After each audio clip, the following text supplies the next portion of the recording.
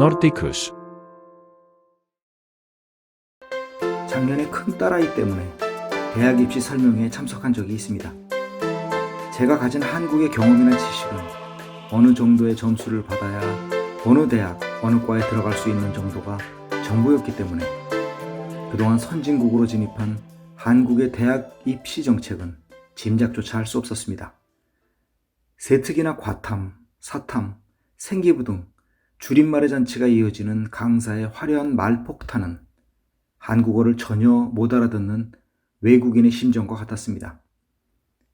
우수하고 이름 있는 강사로서 저는 그분의 자격을 말하는 것이 아니라 그 모습이, 그 분위기가 마치 어릴 적 시골 역 앞의 약장소와 그 앞에 모인 구경꾼들을 생각나게 했습니다. 부지런히 노트에 모르는 단어들과 물음표를 채운 지 1시간이 넘어가면서 한국 대학 입시 시스템이 어슴풀에 눈에 들어왔습니다. 그리고 반가웠습니다.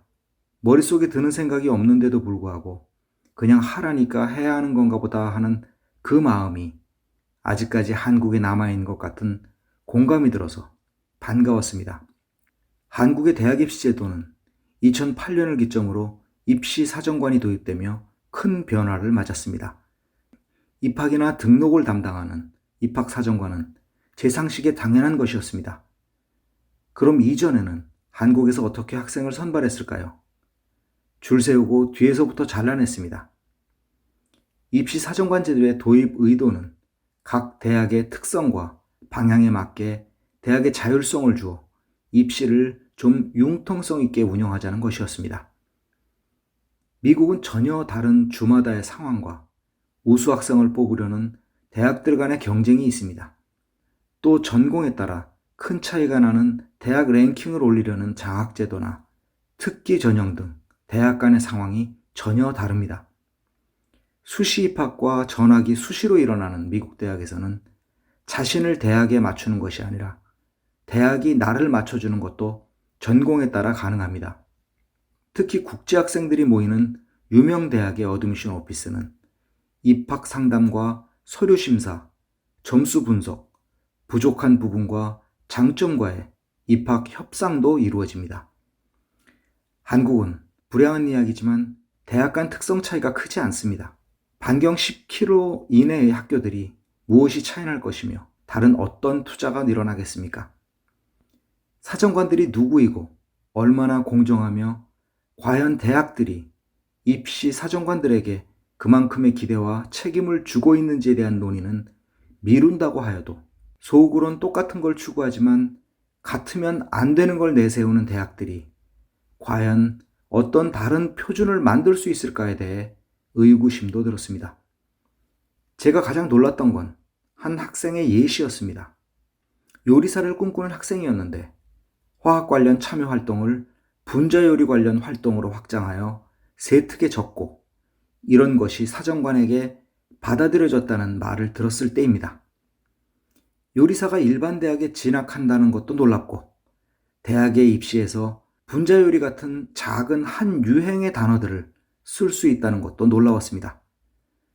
가장 학문적이어야 할 대학은 그 이유가 분명히 있지만 한국에서는 취업학원쯤으로 생각하는 듯 했습니다. 이런 제 망상은 요즘 대학을 졸업하는 또는 사회로 나오는 20대의 생각에서 찾아볼 수도 있습니다. 자신의 적성이나 꿈 같은 단어들은 개나 저버리는 듯이 입시 경쟁은 나날이 치열합니다. 안정이라는 단어로 모든 걸 포기할 수 있는 사회가 한국인 것도 같습니다. 저는 대학을 만능으로 보지 않습니다. 오히려 대학의 학문은 극히 진보적이어야 한다고 생각합니다. 대학의 방향은 전혀 현실성이 없거나 황당한 미래 시뮬레이션 같은 영역에서도 학문적인 접근으로 인정해야 한다고 생각합니다. 낮은 범위의 응용 학문에서라도 실제 상황은 가뿐히 넘어서는 학문적 깊이가 대학에 있어야 한다고 믿습니다. 또한 학생뿐 아니라 교수들도 적어도 대학 안으로 올라가면 그 문화를 대표하는 수준이 되어야 하고 대학은 그 기초를 충분히 닦을 수 있어야 한다고 생각합니다. 이것이 대학을 가는 이유입니다. 왜 직업을 구할 때 대학의 학위가 필요할까요? 과거 사회에서 모든 직업이 대학 학위를 요구한 것도 아니고 현재 대학에서 정말 특수한 교육을 하는 것도 아님에도 불구하고 동네 주민센터에 문화 강좌를 듣는 것 같이 대학을 갈까요? 한국의 대학은 미국의 것들을 모방해서는 안 됩니다. 유럽의 것들은 더욱 안 됩니다. 수준 높은 교수진은 고사하고 수십 년 전의 지식이 반복되는 공대들과 시간만 나면 자격증 시험 공부를 하는 학생들을 모은 캠퍼스에서 무슨 미래 계획을 세울 수 있겠냐는 자괴감도 들 줄 알고 있습니다. 정년은 고사하고 1년짜리 계약직이 넘치는 입학 사정관들에게 대학의 높은 이상은 그야말로 꿈이 아닐 수 없습니다. 한국의 대학 중 학생 수뿐 아니라 대학의 안정을 추구하던 대부분의 대학은 사라져야 한다고 생각합니다. 한국에서 노벨상이 나오지 않는 이유는 그만큼 공부하는 교수들이 없기 때문입니다.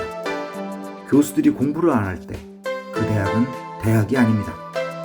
학생들이 전공에 관해 공부할 마음이 없을 때 그 대학은 사설 공부방보다 못한 가치입니다. 노르디쿠스 루크였습니다.